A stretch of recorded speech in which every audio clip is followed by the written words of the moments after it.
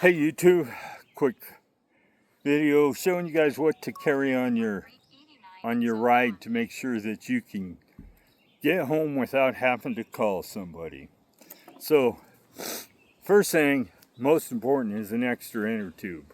Don't rely on a patch kit to be your sole way to fix a flat tire. Next is some tire levers. I don't carry these for me, but I carry them for the person that I might run into that needs them.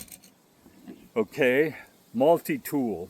Make sure the multi-tool is going to work for your bike. Don't buy a multi-tool that won't fix anything.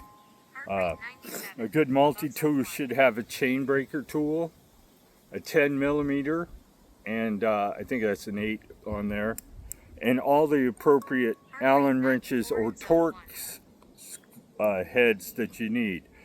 This one has one, but I don't believe I have any torque heads on my bike that needs them. So this, okay, a backup for your backup is a patch kit. Either buy one from Park Tools or the slimy scabs. Especially if you're using slime in your tires, you need a patch that works for it. Park Tools will not work with somebody who has slime in their tire because it won't stick to wherever the slime oozes. Okay, a finish line or equivalent dry lube. You're using this for your chain in case you go out on a long ride and find out you have a dry chain. And lastly, but not well, there's a couple more items, I guess. A pump, a high quality pump. If you don't want to use a hand pump, then buy a CO2 cartridge based pump that is for the appropriate tire size that you're using. You don't want, the worst thing is to use one of those and find out you don't have enough cartridge to fill up your tires. So make sure you get a good one if you're going to do that. Match it to the tire size you're riding. If you ride multiple bikes, you may need multiple devices. Chain repair. If you're running a Hyperglide, you usually need a Hyperglide pin, an extra pin in your toolkit. This is just a chain link repair. This actually was for the last chain I ran, but it will work for Hyperglide. You'll just have to press the Hyperglide pin out all the way and replace it with this link. Self-locking link. I happen to have two of them in there. I don't have a Hyperglide pin with me, but I usually, if the chain breaks, I usually replace it anyway, and this is just to get you home. So carry something to fix your chain. And lastly, this towel. There's nothing worse to try to finish your ride with greasy hands. You want something, a good microfiber towel will take almost all the grease off. So keep a towel in there. Also, you can use it to wipe your glasses, your face, or anything else that needs to be wiped. So that's what I carry. And I would say that's the minimum you need to carry. And if you're running a bike that has axle nuts instead of quick release, you need to carry a wrench that can take those off.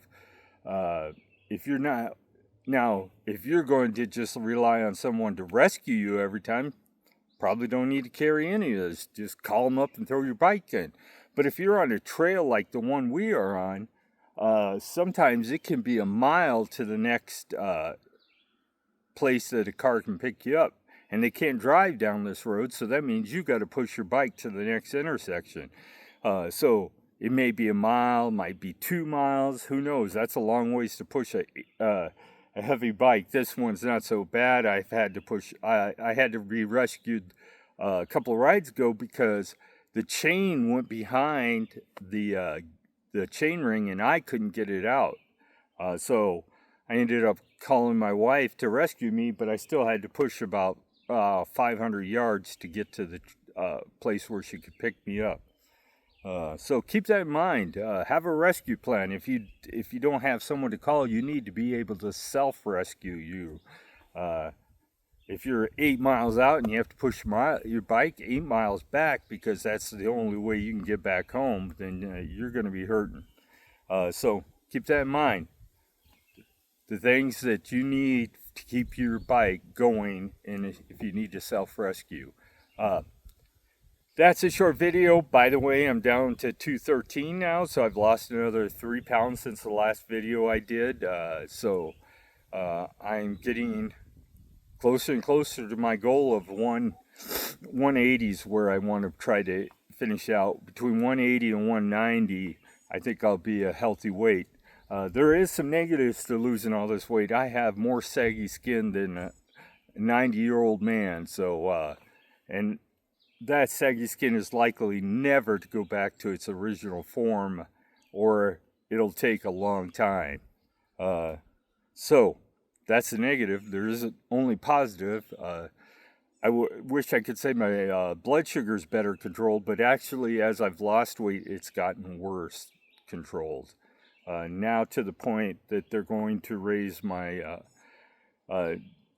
diabetic medicine in June to double what it is right now. So yeah, negative part of it is, yeah, and it's normal. It's your body trying to figure out its new weight and its new reality as far as calorie intake and everything. My calorie intake has continued to be about the same, less than 2,000 calories per day, and then ride and burn another 1,100 to 1,200 calories extra every day. So it takes 3,500 calories to lose a pound, so you can figure that out. So every 3 days I should lose a pound. So, and it's been working out to that way. If you go on an extra long ride where you're burning 2,000 calories, it just adds up faster. To get 1,200 to 1,500 calorie burns, I need to ride around 28 to 30 miles on an electric bike. But hey, it's still exercise. I'm still pedaling.